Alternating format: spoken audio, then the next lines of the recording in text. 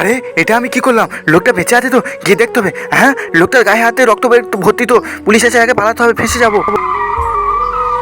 কি ব্যাপার, এখানে এরকম জিনিস ছড়িয়ে আছে কেন? আর ওটা তো শাইন। শাইন, ওখানে শুয়ে আছিস কেন? কাজে যাবি না? আরে তুই কথা বলছিস না কেন? কাজের তো টাইম হয়ে গেছে, এখানে আমি শুয়ে থাকলে হবে?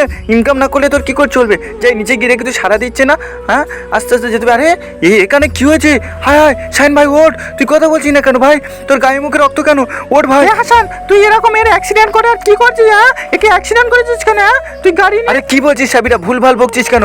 আমি এখানে যাচ্ছিলাম, যাওয়ার পর দেখছি এখানে এর জিনিস পড়ে আছে। আমি কোনো ভুলভাল বকিনি রে, আমি নিজের চোখে দেখেছি। তুই একে হাত দিয়ে, আমি ওর বউকে ফোন করছি, দাঁড়া। আরে তুই কথাটা শুনে যা তো, ভুলভাল বকে বকে যা তা বলছে, ওর বউকে ফোন করবো। আরে ভাই চ, তোকে নিয়ে আমি এক্ষুনি ডাক্তার বাড়ি যাবো। তোর গায়ে মুখে রক্ত ভর্তি হয়ে গেছে, চ ওঠ, আস্তে আস্তে ওঠ, তাড়াতাড়ি পিঠে চালে ওঠ, দেরি হয়ে গেছে, জানি না কি হবে তোর শরীরে।